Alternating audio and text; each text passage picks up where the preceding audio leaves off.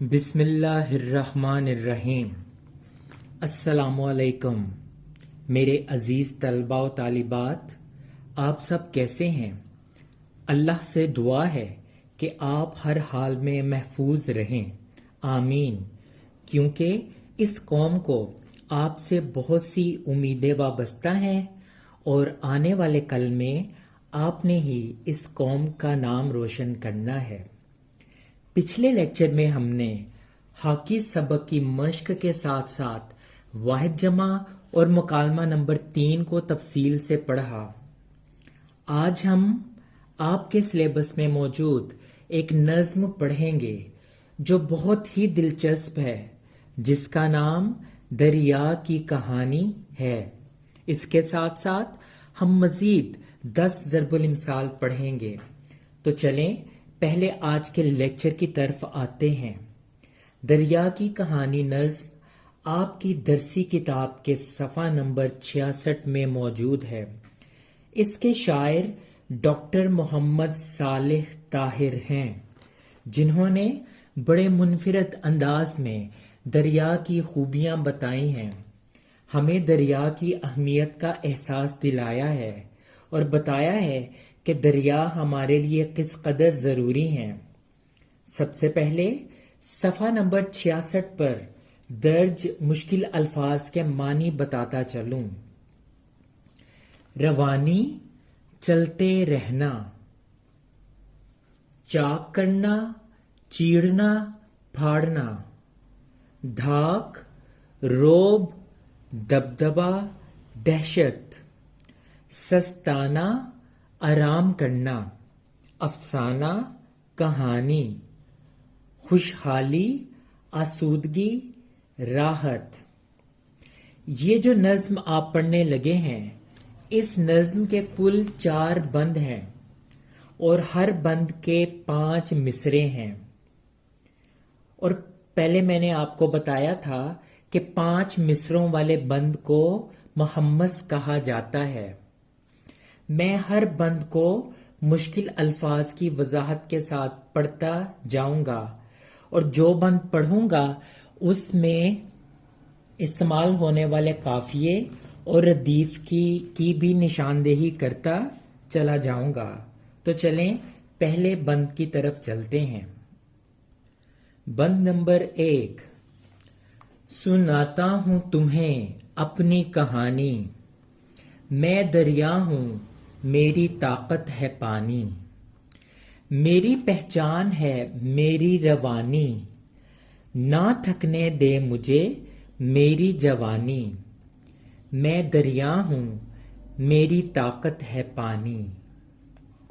مشکل الفاظ کے معنی: طاقت، قوت، پہچان، شناخت، روانی، کسی چیز کا چلتے رہنا، تھکنا، سست ہو جانا۔ اس بند میں پائے جانے والے قافیے: کہانی، پانی، روانی، جوانی۔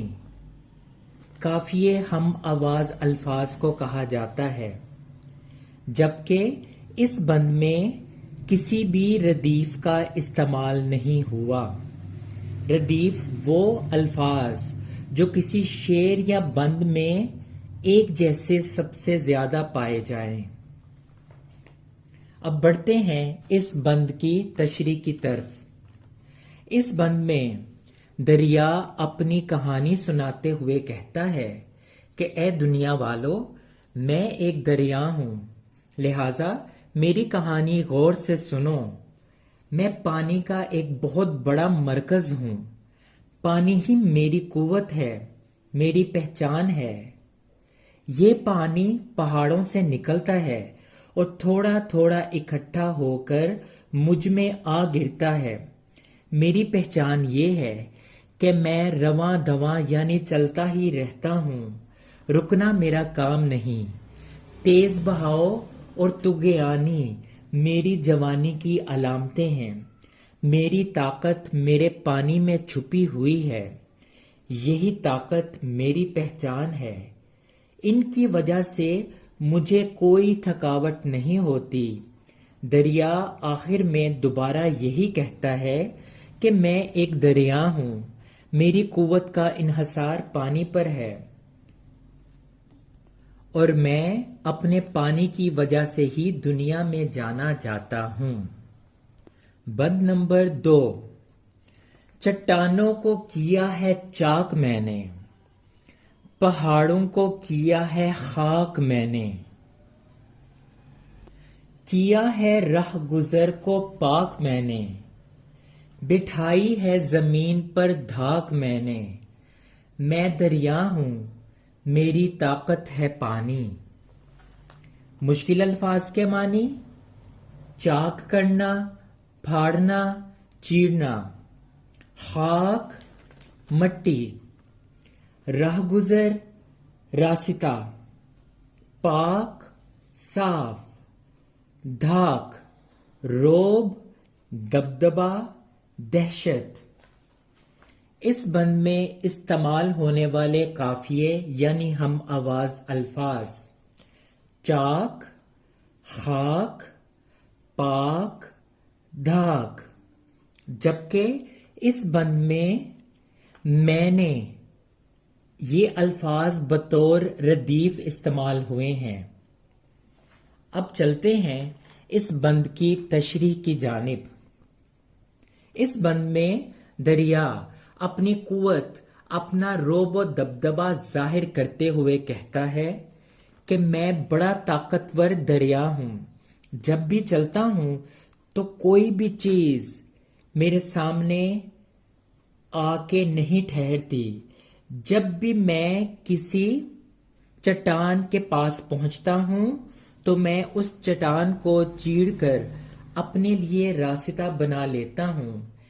اسی طرح میں نے سخت پہاڑوں کو بھی چیر پھاڑ دیا ہے، میرے آگے پہاڑ بھی مٹی بن جاتے ہیں۔ میں نے زمین پر اپنا رعب و دبدبا، دہشت قائم کی ہے۔ زمین میرے آگے بے بس و لاچار ہے، میرے راستے میں کوئی رکاوٹ نہیں آ سکتی۔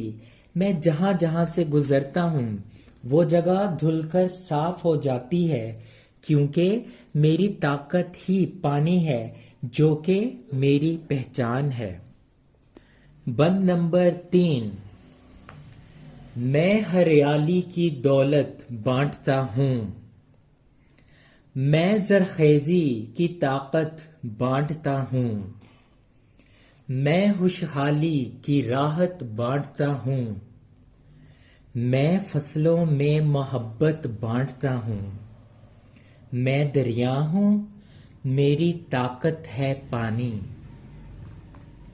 مشکل الفاظ کے معنی: ہریالی سبزہ، زرخیزی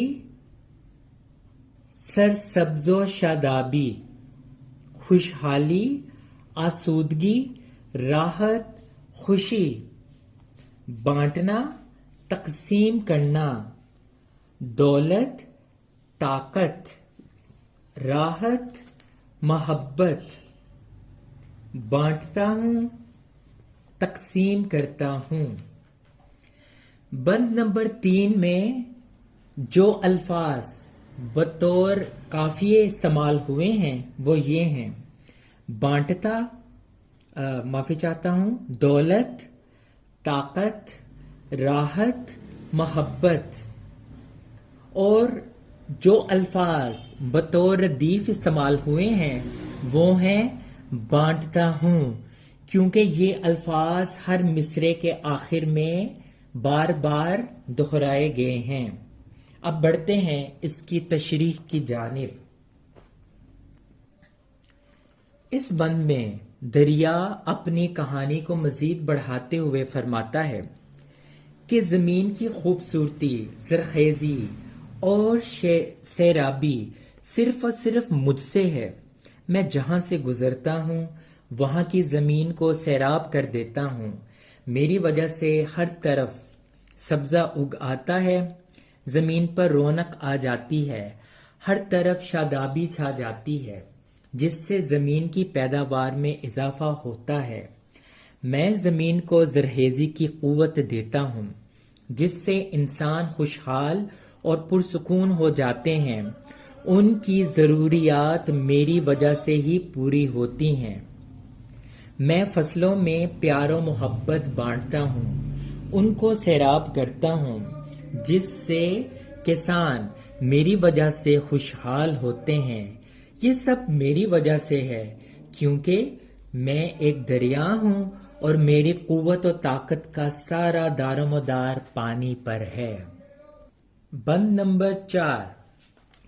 مجھے چلنا ہے، سستانا نہیں ہے، سفر کرنا ہے، گھبرانا نہیں ہے، کہیں بھی مجھ سا دیوانہ نہیں ہے، حقیقت ہے یہ افسانہ نہیں ہے.